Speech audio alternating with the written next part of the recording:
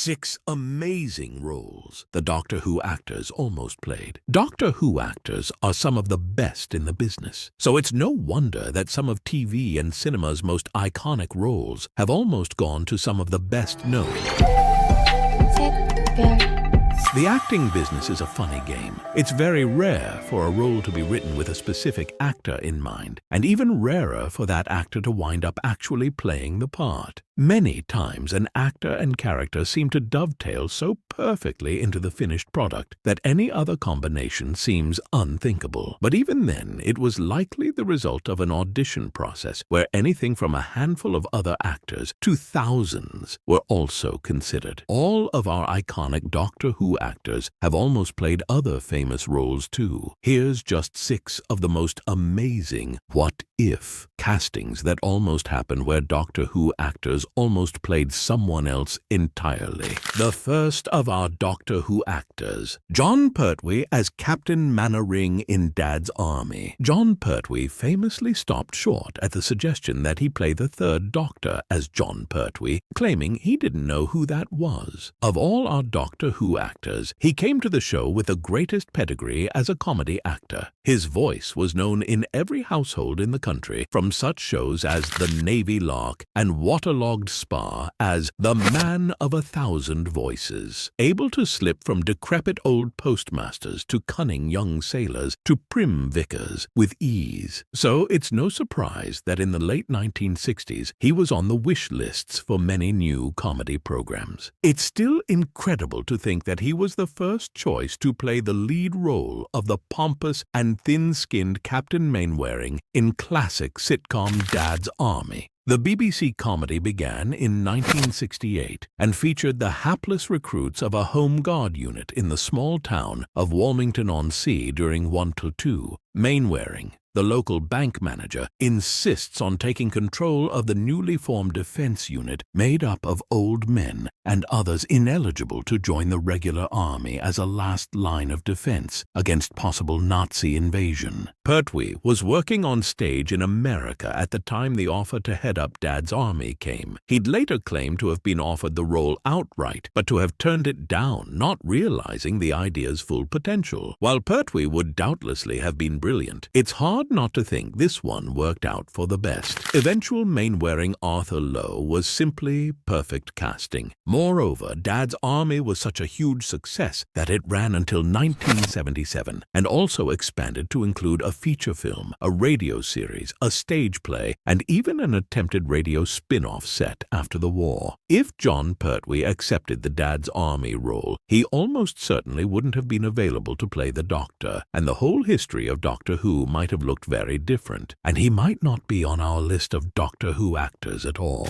Next in our list, Tom Baker as Gandalf in The Lord of the Rings. New Zealand's Peter Jackson is well known as a massive Doctor Who fan, so much so he even owns 2 of the early Dalek props seen in stories like The Dalek Invasion of Earth and The Evil of the Daleks. It's no wonder then that when composing his list of potential Gandalfs for his epic movie trilogy, The Lord of the Rings, there was one of our Doctor Who actors on the list. After all, Gandalf is a mysterious, whimsical, ageless traveler who nevertheless can turn on a sixpence to be deathly serious while saving the world. Sounds like a perfect job for Tom Baker. Accounts vary on whether Baker was actually offered the role or simply made it to the shortlist, but either way, the Doctor Who actor himself says he thinks it was for the best. All 3 films were made together as part of one vast shoot between 1999 and 2004, and Baker would have had to relocate to the other side of the world for years at a time. So even if he had been offered it, he'd almost certainly have turned it down. Of course, in the end, the role of Gandalf went to Sir Ian McKellen, and the rest is history. The 3 films saw him aid the Hobbit Frodo Baggins in the epic quest across the fantasy world of Middle-earth to destroy the One Ring. Along the way, he died, was resurrected, saved the fortress of Helm's Deep from the Uruk-hai armies of Isengard and faced down the Witch King at Minas Tirith. But imagine if he'd also offered the odd jelly baby along the way. It would have made a particularly fun team-up down the line, as another of our Doctor Who actors actually did later play a wizard in the prequel, The Hobbit trilogy, Sylvester McCoy as Radagast the Brown. Fourth in our list, Christopher Eccleston as Begbie in Trainspotting. Amongst the various Doctor Who actors, Christopher Eccleston was best known for his heavy, dramatic work before being cast. He'd already appeared in films and series like Cracker, The Second Coming, Jude, and Shallow Grave. But early in his career, he almost starred in one of the most popular and talked about British films of the 1990s, Trainspotting. The adaptation of Irvine Welsh's novel followed the exploits of a group of heroin addicts among the streets and bedsits of Edinburgh, somehow managing to be uncompromisingly bleak and deeply funny and imaginative at the same time. Among the cast of characters was the dangerous and psychotic Begbie, though not a drug user himself, unless you count vast amounts of alcohol and cigarettes. He lurked at the edges of the friendship circle. Volatile and unpredictable, he terrified the others with his violent outbursts and continuously prowled for any excuse or pretext to start a bar fight. Director Danny Boyle had already worked with Christopher Eccleston on Shallow Grave and, according to Eccleston's autobiography, offered the role of Begbie to the future Ninth Doctor. Eccleston turned down the role, claiming his casting would feed into negative stereotypes about Northerners, even though the character is Scottish. However, he says he then lobbied Boyle to let him play the central role of Renton instead, even though Ewan McGregor had already been cast. Boyle stuck with McGregor, however, and the rest is history. Trainspotting would go on to make stars out of many of those involved, including McGregor, Johnny Lee Miller, and the eventual Begbie,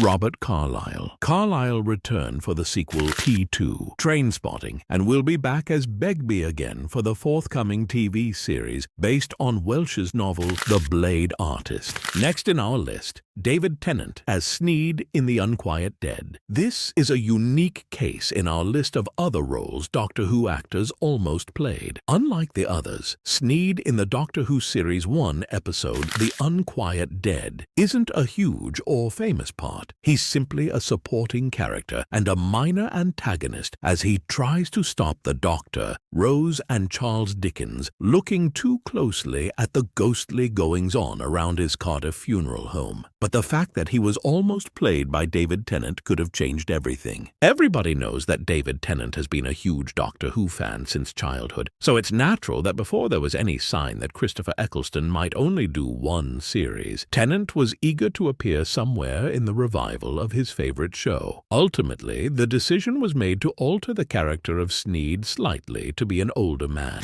and Alan David was cast as the Undertaker. But while there's no rule that says you can't be the Doctor if you've already been in the show, as Colin Baker and Peter Capaldi prove, there has to be some doubt over whether casting Tennant as the 10th Doctor just months after his previous appearance would have been practical, and what might the next few years, and even the 50th and 60th anniversaries, have looked like then, with David Tennant on the list of Doctor Who actors. Second in our list, Matt Smith as the Emperor in Star Wars. The news that Matt Smith almost played Emperor Palpatine in Star Wars sounds impossible when you first hear it. After all, Ian McDiarmid first played the evil Sith Lord in Return of the Jedi, when Matt Smith was just 7 months old. But the widely reported rumor is that he would have slipped on the Emperor's black cloak and hood for the most recent Star Wars film, Episode 9, The Rise of Skywalker. In the finished film, it's revealed that the Emperor, presumed dead at the hands of Darth Vader in the original trilogy, has perfected the art of cloning and has been secretly running the First Order through his mind-controlled clone puppet Snoke. But many claim that originally this subplot would have gone further and unveiled the Emperor as himself a clone of the original, possessed by the Dark Lord's spirit. This would have called for a much younger actor to play this youthful reborn Palpatine. Enter Matt Smith. Lucasfilm actually announced Smith as one of the stars of The Rise of Skywalker, and he appeared on cast lists for the film's early promotion in an undisclosed role. It was that very fact that the name of his character was being kept secret that first got Star Wars fans suspicious that he was playing some already known character of shocking importance. If true, the film ultimately went in another direction, with McDiarmid returning to play an aged, mortally wounded version of the character, kept back from the brink of death by technology for decades. Other rumors suggest that Smith might have playing the Son, the personification of the dark side of the Force.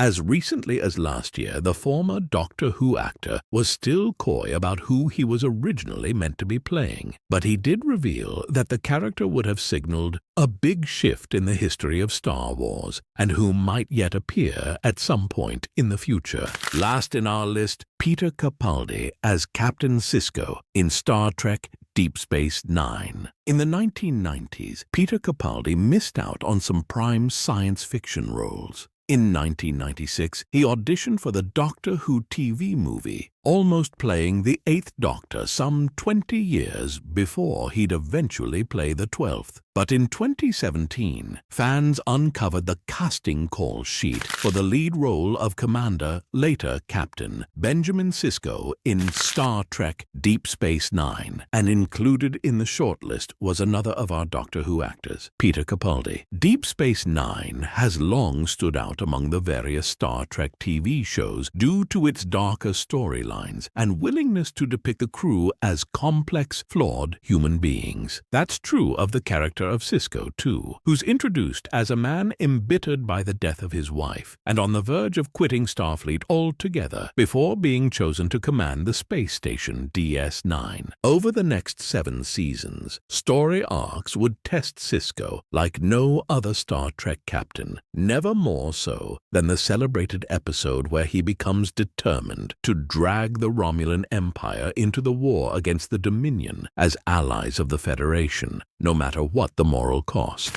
It's a role Capaldi would likely have excelled at, though the producer's final selection, Avery Brooks, so completely owns the role that it's still hard to imagine anyone else behind that desk toying with Sisko's signature baseball. Deep Space Nine's executive producer Ira Stephen Bear has said, however, that Capaldi, along with other British actors such as Anthony Head, Mr. Filch in School Reunion, was auditioned as part of due diligence. The team's preference had always been to take the opportunity to cast Star Trek's first ever African-American series lead to follow in the footsteps of William Shatner's James T. Kirk and Patrick Stewart's Jean-Luc Picard. Do you know any other great roles Doctor Who actors almost played? That's it for our rundown of the 6 biggest, most surprising roles that Doctor Who actors almost played. Are there any other Doctor Who actors we've missed from the list? Or did any of these particularly surprise you? Let us know in the comments below.